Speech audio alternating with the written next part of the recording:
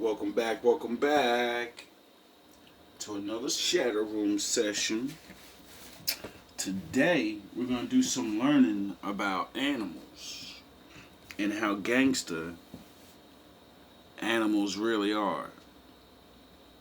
See, when you actually learn about the things that you believe, because we're shown, are so cute and cuddly and all of that,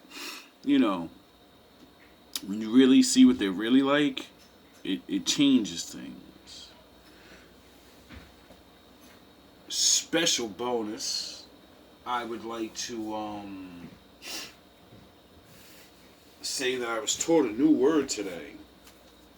And instead of running around saying, I got big dick energy, nah, that's over now. Because I realize, we all try to use phrases and words to describe ourselves. So, because words describe your actions, what you do. So this man brought me a new phrase. So without any further ado, let's get to this hilarious video. Black Air Force energy. Good old Urban Dictionary defines it as a person or an object that has insane potential and is crazy enough to deal with anything without fear or hesitation, regardless of moral alignment, including its own rivals or competitors. And despite clearly taking grammar lessons from NBA YoungBoy, I'd say whoever... That's crazy. We ain't gonna let you pass that. I mean, it's the Urban Dictionary, so it's not official, I guess, or I don't know how people take things, but it's official to me. I like the way it sounds. Black Air Force energy. That's a little long, but it's good. Potential and is crazy enough to deal with anything without fear or hesitation, regardless of moral alignment, including its own rivals or competitors. Dictionary defines it as a person or an object that has insane potential and is crazy enough to deal with anything without fear or hesitation, regardless of moral alignment, including its own rivals or competitors. Let's go! Starting off is what happens when an animal is too smart for everyone else's quality of life. The Kia is a large parrot that can be found terrorizing the people of New Zealand.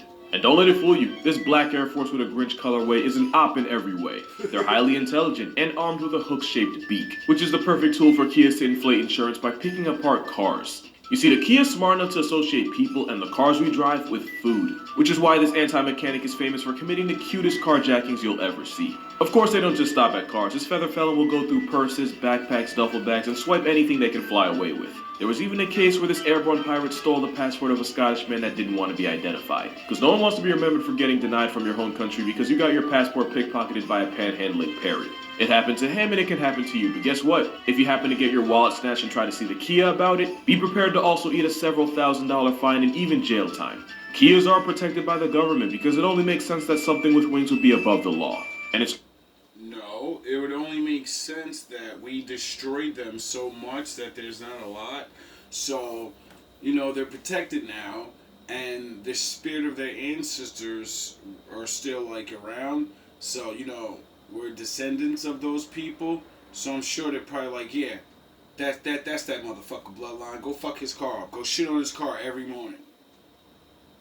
And maybe he'll think to himself, out of all the cars, why the fuck does these birds keep fucking with me? I don't know. Almost like every Kia knows it and acts accordingly. But it's not just humans getting griefed. Kias will regularly raid other birds' nests and make omelets with their unborn children. And they'll use that Swiss Army knife of a nose to remove parts of a living sheep to eat. And there have been reports of them victimizing dogs and even horses. But at least the Kia isn't a legitimate physical threat to people. The next animal's responsible for putting more zookeepers on workers' comp than any other animal. Let's go! The African wilderness has some of the most ways to F around and find out per square mile in the world. So it makes sense that living in the most dangerous area codes in the world... This is the funniest thing I've ever learned in my life. This is my new favorite animal. Not only because of the reality of its true mentality, but it's literally yin and yang, black and white. It literally represents the reality of what I like, world has turned the zebra into an actual psychopath. This oppressed Oreo horse has a strong... Ain't gonna let you pass that up. some of the most ways to F around and find out per square mile in the world. So it makes sense that living in the most dangerous area codes in the world has turned the zebra into an actual psychopath. This oppressed Oreo horse has the strongest kick in the animal kingdom, strong enough for Marty to have written Alex out of the sequel. Which is why, even though lions body them often, every once in a while a lion has to explain to his ancestors how he got flatlined by a high-strung equality donkey. See, they always show us the lion ripping the zebra apart, and we always see certain things. But then there's a lot of videos where the predators don't win. They get manhandled by the prey. And when you see this, it should build something within you. But the generational anxiety of being constantly hunted means the zebra will often one-shot something for existing too close to it. There's two reasons why you won't see a person riding a zebra. One, they're too small. And two, every zebra is fundamentally a bastard to its core. No, like, literally. Because many mother zebras will actually mate with as many males as possible, because if she's showing and he suspects it's not hers, he'll violently press her until it's terminated. And if the baby's already out, that's just an invitation for him to demote her from mother to mourning. And going back to humans, zebras are infamous for allegedly putting as many zoo staff in the ER as any other animal. They may look like horses whose favorite part of a birthday is the finger painting station, but this panda pony's liable to paint the block with their insides if you breathe at them the wrong way. Treat one like a barnyard animal and negotiate your left hand. And because zebras are genetically closer to donkeys than horses, calling it the ass of Africa is a scientifically accurate title. Now, I've always wondered about zebras. Like, how the fuck do they look like that? And, like, why did the Lord make it like, like, the fucking thing's black and white. But it's like a miniature horse, And then I always think about that thing that said, the fallen took my father's stuff and said, I want to make things. And I always wonder now, what's my father's stuff and what's their stuff? Because there's so many species of the same thing. As the default protein of many of the landlords of the savannah, it's a title they hold with pride, because it's the best one they can get. 10% off is also what you can expect if you treat this barcode horse as a petting zoo. But at least they have the excuse of constantly being plotted on. The next animal has less excuses but more disrespect. Deer manage to cause billions of dollars in damage a year by playing freeze tag with cars, and that ironically makes them the most dangerous animal in America. But where blissful... I never realized until I moved to Pennsylvania how dangerous deer really are. Like, in a sense of not so much of attacking you, but they will. If you fuck around, you'll find out. But they really do be darting out in front of the street like that, and then at the same time of doing that, they get scared because of the headlights and they freeze in place. The fight or flight, we all have that. And once again, I always say, are they causing damages, or are we scaring the shit out of them because, we paved through their home and said, nah, this is a road now. I don't care if this is your natural, regular way to the stream, and your ancestors been traveling that path for fucking millions of years. Who gives a shit? There's a road in front of that now, and if you stop in front of my car, well, Ignorance makes deer a threat. The deer of Down Under initiate conflict. 9 out of 10 car accidents in Australia involve kangaroos, and a good number of them are premeditated and not by the driver. Kangaroos assault vehicles with enough regularity to commit insurance fraud. 9 out of 10 car accidents in Australia involve kangaroos, and a good number of them are premeditated and not by the driver. Kangaroos assault vehicles with enough regularity to commit insurance fraud. Have you ever seen a kangaroo attack? See, once you start watching these animals do things, you start looking at it like the way I be saying things. Are they really bad animals, or did we destroy their environments and now they're angry and stuff? And they're they're starting to figure out well, they're not shooting us down like they did all of our ancestors. Why not? It seems like when last time Billy got hurt, these cops came and locked that guy up. I think they're on our side now. Let's destroy their shit. I'm angry today. Let me punch this guy in the face. You ever seen a kangaroo punch someone in the face for no reason? You ever see a kangaroo catch someone's dog and put it in a headlock and like a bully, like a big ass bully holding on to a load and just strangling him like I'm gonna hurt this. When you see things like this, you start to understand that these animals are thinking. And then when you see the animals respond like, people in certain situations and do what people do, you start to understand that you need to control yourself. Maybe that's why we, call each other animals. For inanimate objects, but it's not just a bluff.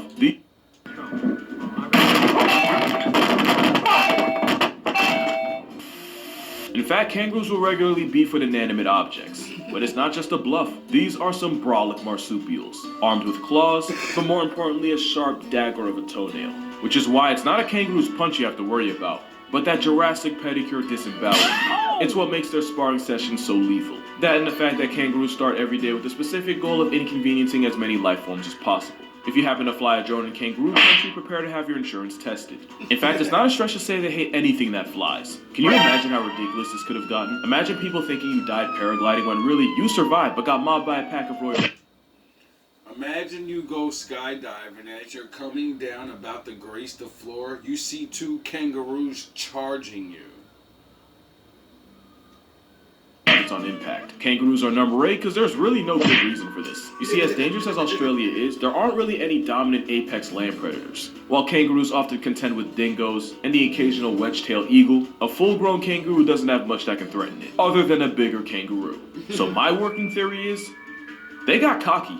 And until nature airdrops some bears or maybe some type of big cat, kangaroos are still going to be out here thinking they can do whatever. Try to change their mind at your own risk. As on-site as these malicious macropods are, they're not even the most disrespectful animal in Australia. And believe me, we'll get to that. Top 5 most dangerous animals to hunt in Africa. These animals in Australia. And believe me, we'll get to that.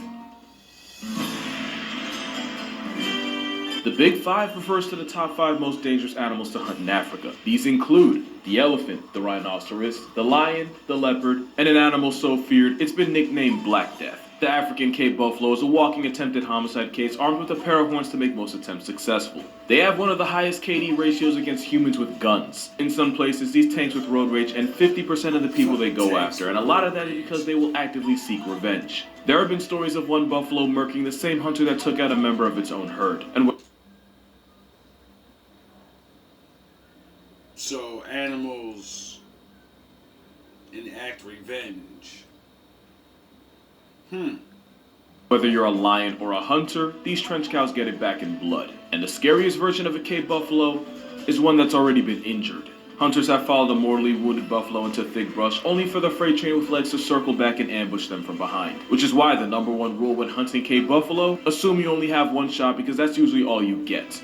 But it's not just humans getting bodied. Bloodlusting buffalo will seek out unsupervised lion cubs and log them out of life before they can grow up to be a threat. Not like the adults aren't at risk either. Capes will stalk and circle lone lions, using the threat of gang violence to give Mufasa a roommate. Which is how the same apex predator that can solo multiple hyenas can get sent up a tree like a house cat. They're like the Liam Neeson of animals. Wrong them and they make their life's mission to co-sign your obituary. That first hit was self-defense. Everything after that was a personal choice. And even...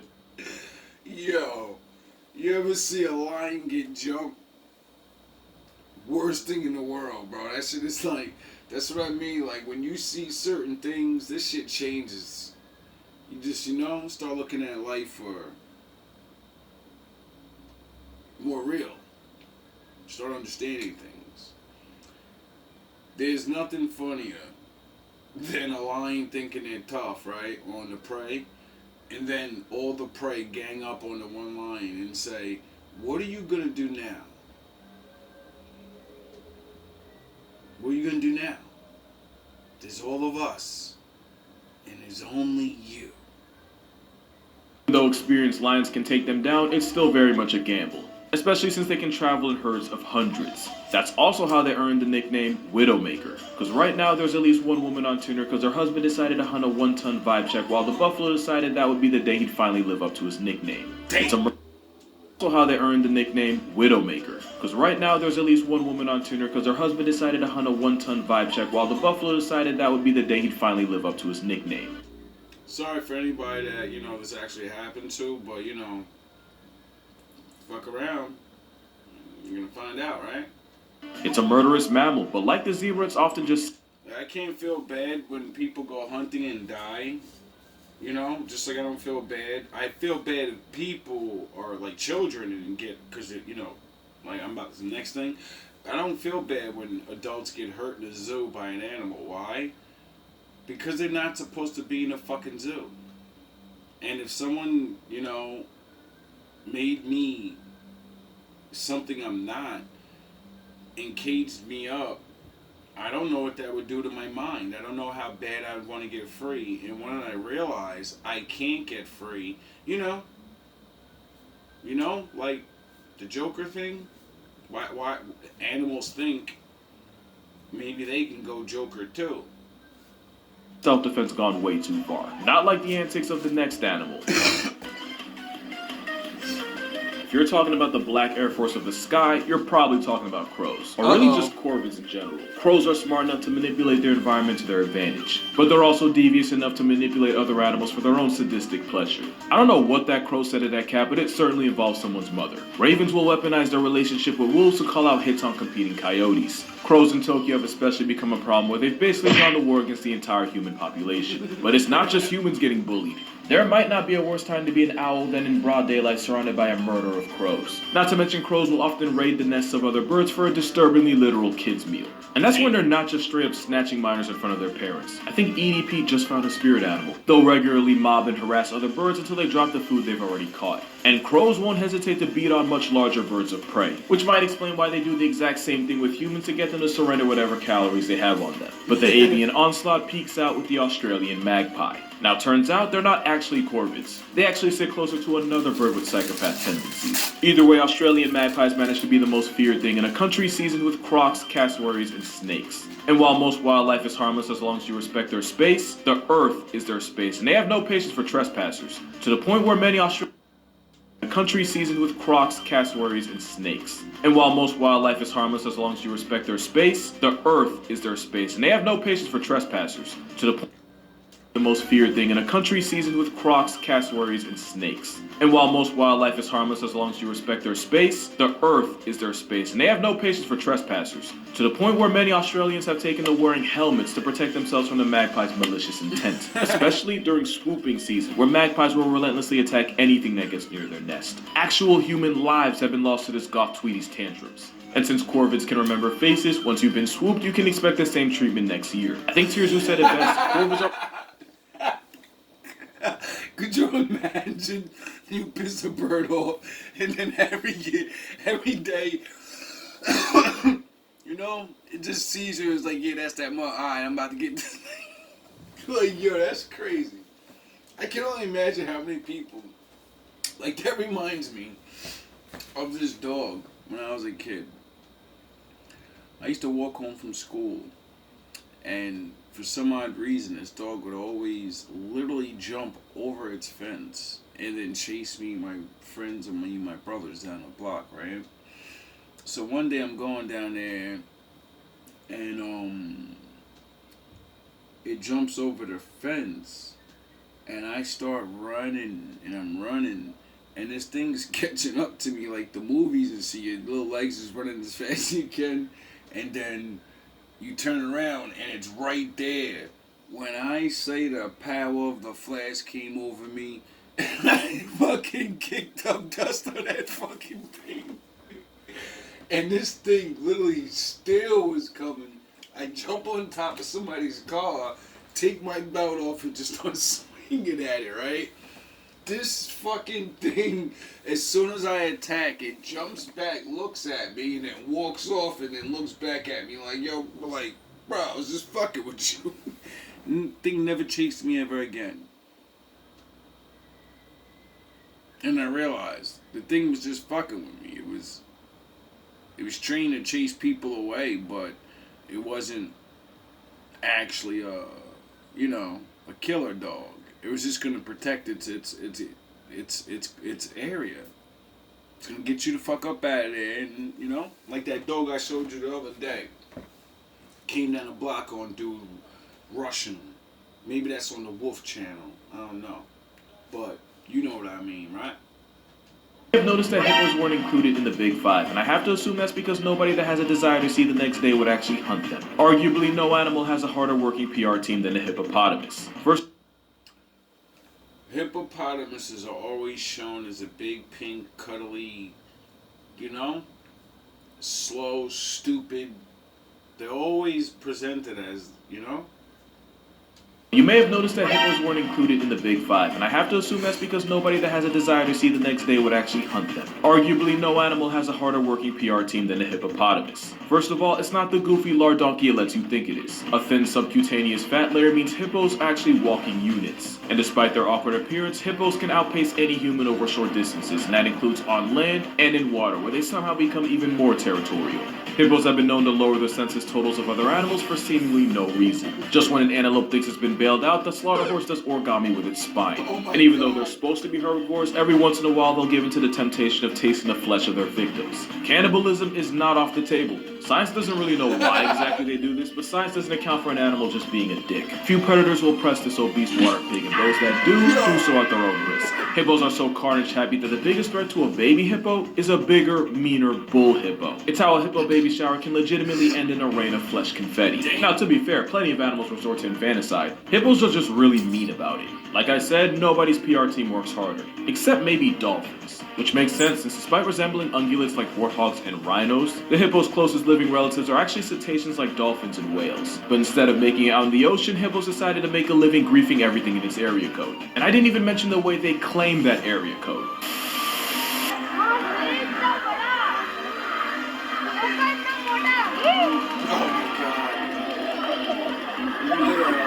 You know, if you unsubscribed right now, I wouldn't blame you. The only thing that can make this whale Karen more of a menace than it already is if it were a straight up predator, or if it hunted in packs. Then again, that would literally make it an animal further down this list.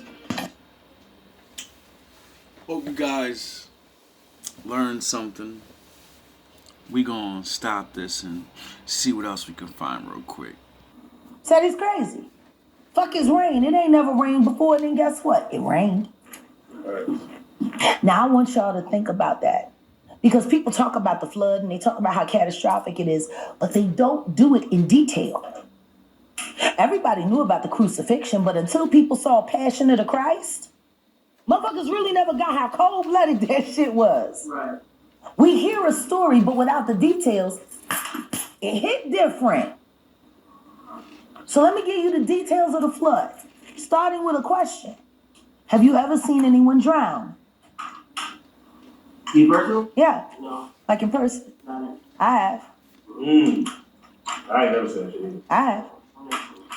I've seen. Now that. Let's start there. Now I want you to think about the rain. It starts coming. They start realizing they were wrong. See, they didn't get inside. They had until the rain came to get inside. Now they sitting there looking at some shit that never happened before. It's fucking raining. See, when you realize the Noah story during that time, it never rained. They never seen it storm. They never seen nothing. It never was like that. Do you understand? It's because you see it rain all the time. That's normal. Because you see the storms and the floods and the blah, blah, blah, blah. They never seen nothing like that. It rained for a whole day. They never seen nothing like that. That's why they thought he was crazy. Hard as fuck. Okay, no. And then my father said, I'm the only one that does new shit around here. Yous just live there. I was right about that. But this shit finna end. 5 days later, they sitting on rooftops. Right. And the water's still coming down. I bet And you they're he wasn't like, laughing anymore. well, it should be stopping soon. Yeah. This ain't never happened before. You know? I mean, And then 15 days later, it's just one when man. people are struggling, holding on to driftwood and holding just on one to these man. things, What does he trying to tread water, What the fuck while is he? water's still coming down, and everything around them is disappearing. Then they give way, Oh, yeah. and then the water take hold, Oh, yeah. and then they start to strangle. Oh, yeah. Now I want you to think about 1 million people strangling in your face. Please let me in. Screaming, strangling to death. Put on the TV, go look at a football game and listen to them scream when they make a touchdown. Now think about, that's only 50,000 people. These few motherfuckers are sitting inside some shit that they fucking created, that came from the fucking ether, that everybody laughed at their asses about, that ain't nobody fucking believe, and now they're sitting there listening to them suffer the consequences for their choices. Because they could have got in the boat. They could have. They chose not to.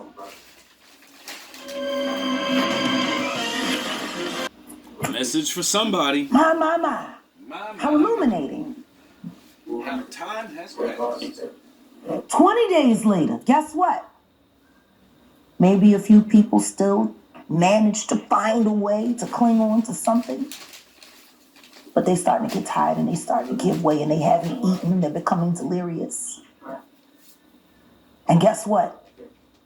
God looked down on day 20. What you think he did? And he left the water on. He left the fucking water on. Day 25. Maybe 2 survivors holding on to a piece of the ark. What do you think he did? Fate. You know what I mean? On some Titanic shit. And guess what? Guess what? They can't open them. They can't let them in because God sealed it up. Oh, okay. So they just got to listen to these last couple motherfuckers die. And guess what? In the midst of even that moment, God looks down and left the fucking water on. Yeah, he did. For 40 days and 40 nights, some shit that never happened. Everybody fucking died. Except. Do you realize we live in the most miraculous time now where we literally are seeing and saying and all experiencing all these that never happened before? Except for the people in that boat. Yep. Who everybody made fun of and said was crazy. Yep. Come on now. There was nothing. There was everything. There was water, and then there was nothing. Oh. And God did that. Yeah. So God don't care. Yeah, it's almost like. No,